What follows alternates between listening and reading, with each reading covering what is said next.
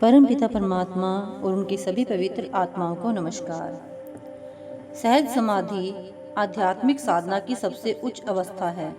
जब सत्संगी प्रेम सहित और सही ढंग से शब्द में लिव जोड़ता है तो इस समाधि में लीन हो जाता है।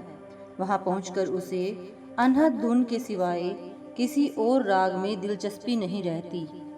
पूजा का स्थान कोई भी हो, शिवालय, गिरजाघर, दरगाह, वहाँ श्रद्धालु व्यक्ति दीपक, मोमबत्ती या चिराग अवश्य जलाते हैं। हमारी काया स्वयं परम पुरुष का मंदिर है, फिर उसे प्रकाश विहीन या अंधेरे में क्यों रखा जाता है? गुरुवाणी हर हृदय में अखंड ज्योति के जलते रहने की साक्षी देती है। शिष्य सतगुरु की सजी संगत में पहुंचता है।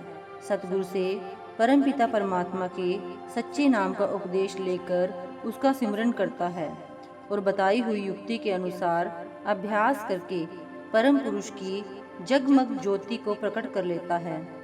साधारण मनुष्य कपटी मन और विकृत बुद्धि से दूषित इंद्रियों के 7 समुद्रों में गोते खाते रहते हैं, पर गुरुमुख इनके प्रभाव में नहीं आते। वे पापों से अलेप रहते हैं। उनके इस बचाव का कारण है उनके अंदर अनहद शब्द की ज्योति का निरंतर प्रकाश। यह प्रकाश उन्हें उंगली पकड़कर सही मार्ग पर चलाता रहता है, जबकि बाकी लोग मोह माया के अंधेरे में कुछ नहीं देख पाते। कभी इस कुएं में गिर जाते हैं तो कभी उस गड्ढे में। गुरुमुख होने का अचूक प्रमाण यह है कि उसके हृदय में अनहद शब्द की ध्वनि बजती और जगमग ज्योति जलती रहती है। इस अगम्य ज्योति का प्रज्वलित होना अभ्यासी का प्रभु दर पर स्वीकृत होने का प्रमाण पत्र माना जाता है। जिस समय सूरत शब्द के अभ्यास से साधक के हृदय में प्रभु की ज्योति प्रकट हो जाती है, उस समय न केवल उसकी काया ही दैवी गुणों से संपन्न हो जाती है, बल्कि उसकी दृष्टि भी पारदर्शी हो जाती है। तीनों कालों में कुछ भी उससे छिपा नहीं रहता। इस समाधि के समय जो बिजली जैसी चमक अंतर में प्रकट होती है, वह ज्योति स्वरूप परमेश्वर का अपना ही प्रकाश है। शब्द में वृत्ति जोड़कर शब्द के प्रकाश से अपना मार्ग प्रकाशित किया जाता है और इस प्रकार परमात्मा से मिलाप की मंजिल तक पहुंचना संभव हो जाता है। प्रभु प्रीति का स्वाद चखने के बाद जिज्ञासु को और कोई रस नहीं भाता। उसकी ज्योति सो अहम मैं वह हूँ की धुन में मस्त हो परम ज्योति में समा जाती है। चतुर लोग जब किसी अनजान आदमी को घर के काम के लिए नौकर रखते हैं तो पहले उसकी ईमानदारी की परीक्षा लेते हैं। जैसे धोने के लिए उतारी कमीज में 5-10 रुपए पड़े रहने दें या झाड़ू लगाने से पूर्व कमरे के किसी कोने में फेंक दें।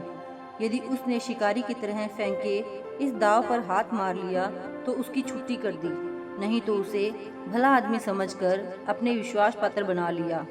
रिद्धियां सिद्धियां भी उस चोगे जैसी हैं।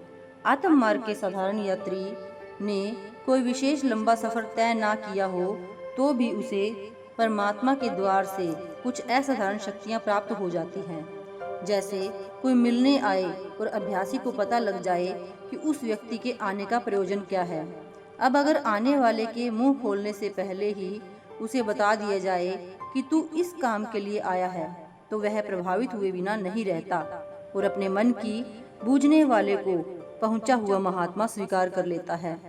2-4 बार ऐसा चमत्कार दिखाने से अभ्यासी की ख्याति होने लगती है, उसे उपहार मिलने लगते हैं और वह सहज ही अहम के अजगर की लपेट में आ जाता है या लोभ के दलदल में फंस जाता है। किसी ऊंची मंजिल की तो फिर उसे सुध बुध ही नहीं रह जाती।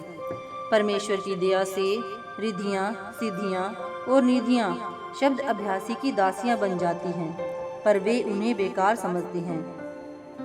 गुरु नानक साहिब का एक उदाहरण है।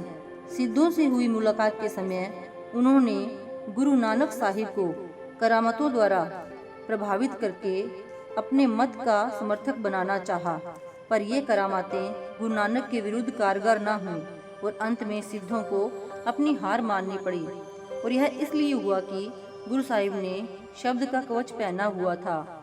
आश्चर्यचकित हुए सिद्ध आपकी आत्मिक प्रगति की थाह लेने के उद्देश्य से पूछने लगे, तू खुद क्या क्या करामातें दिखा चुका है, उनका नमूना हमें भी देखने का अवसर दे। गुरु साहिब का उत्तर था, सब करामातों की एक करामात शब्द है, वह तुम स्वयं सुनकर देख लो। मेरे पास इस सच्चे नाम या शब्द के अलावा कोई अनोखी सत्ता नहीं।